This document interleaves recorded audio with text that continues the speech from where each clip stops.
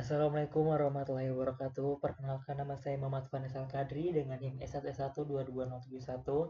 Pada video kali ini kita akan membahas mengenai tugas asisten temu kembali informasi,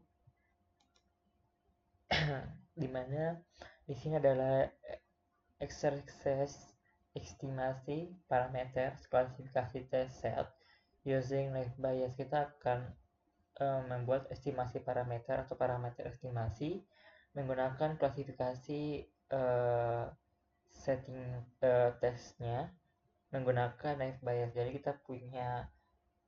kita ingin membuat klasifikasi dengan testing gitu.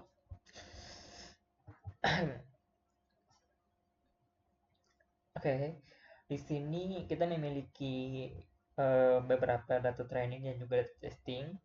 Data training itu yang ini, yang training set, dan ini test setnya atau data testingnya, di mana kita memiliki 10 dokumen, di mana dokumennya itu yang pertama ada red, blue, dan red itu untuk isi dari kata-kata di dokumen 1, dan juga di dokumen sampai dokumen 8 itu ada white.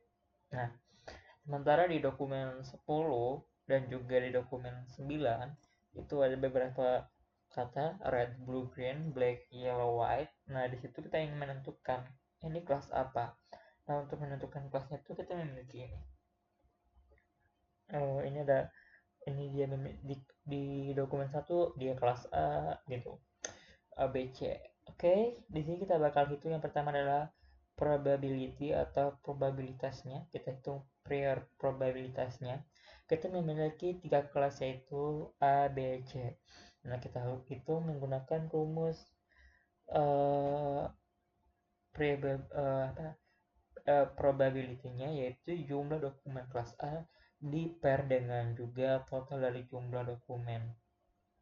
Nah, kalau kita melihat di sini jumlah kelas A itu di dokumen ada 3, yaitu dokumen 1 dan juga 3. Itu 1, 2, 3. Jadi ada 3 dokumen. Terus jumlah total dokumennya itu ada 8. Kita hitung dari jumlah kata-kata yang muncul di dokumen itu. Di sini kita menggunakan warna, jadi 1, 2, 3, 4, 5, 6. Oke. Di sini ada 6 dokumen. 1, 2, terus 3, 4. Oke, langsung di sini aja kita munculkan.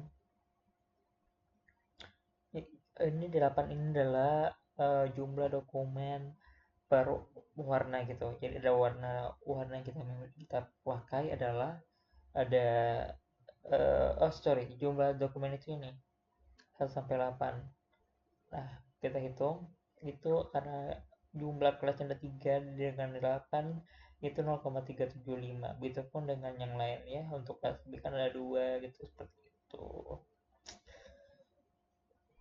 Dia juga dokumen 8. Jadi kalau di total kan kita punya 8 dokumen. Itu 8 dokumen A, B, C itu dia berapa sih pembagiannya? Kalau di A itu 3, kalau di B itu 2, kalau di C itu 3, begitu. Dengan hasil seperti ini. Terus kita hitung conditional probability-nya, di mana vocabulary yang kita gunakan itu adalah red, blue, green, yellow, white, black. Jadi untuk V-nya itu ada 6, vocabulary-nya itu ada 6. Kita akan menghitung jumlah probabilitas kemunculan setiap kata dalam setiap kelas menggunakan rumus Laplace smoothing. Nah, ini rumusnya. Oke, kita lanjut di sini. Di kelas A itu tadi A-nya itu 3, 2, 1 karena jumlah kata yang ada di kelas A itu ada 6. Jadi misalnya tadi ada red itu tuh ada 6 ya jumlahnya. Jadi kita gunakan di sini 3 tambah 1. Nah, 3 tambah 1 ini adalah rumus. 3 ini adalah jumlah kelasnya tadi ada 3, jadi tambah 1 adalah rumus, jadi sama dengan 4.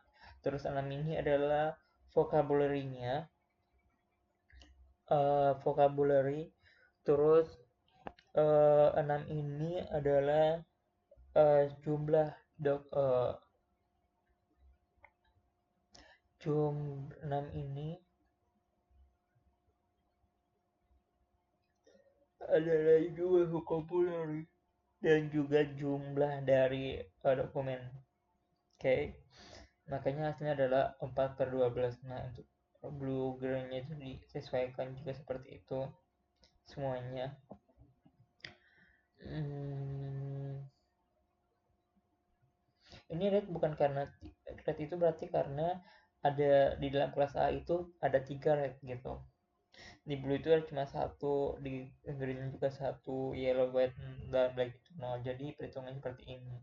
Begitupun di kelas B dan juga di kelas C, kurang lebih seperti itu. Lalu setelah itu kita gunakan klasifikasi tesnya, di mana kita menggunakan rumus MAP atau maksimum A posteriori, di mana ini rumusnya. Nah, ini kita langsung kita masukkan karena yang dicari pada kelas A itu untuk dokumen adalah red, blue, dan green. Jadi kita gunakan di sini red, blue, dan green. Nah, ini kita jumlahkan seperti ini. Untuk kelas A, kita melihat probability-nya, dia itu sekitar 0,0035. Terus kita gunakan juga di kelas B. Jadi di kelas B dia menghasilkan 0,00075. Ini hasilnya dari mana? Dari kita lihat yang ini tadi, kita jumlah-jumlahkan yang ini. Lalu ini rumusnya. Terus setelah kita lihat semuanya di kelas C juga seperti ini, karena dari kelas red, blue, green itu ternyata yang terbesar adalah dokumen dia masih di kelas A karena hasilnya itu 0,0035. Begitupun untuk kelas C hasilnya seperti itu kurang lebih.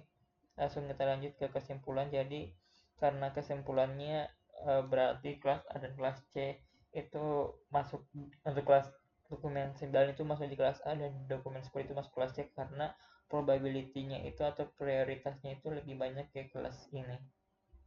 Oke, itu saja mungkin dari saya. Kurang lebihnya mohon dimaafkan. Wassalamualaikum warahmatullahi wabarakatuh.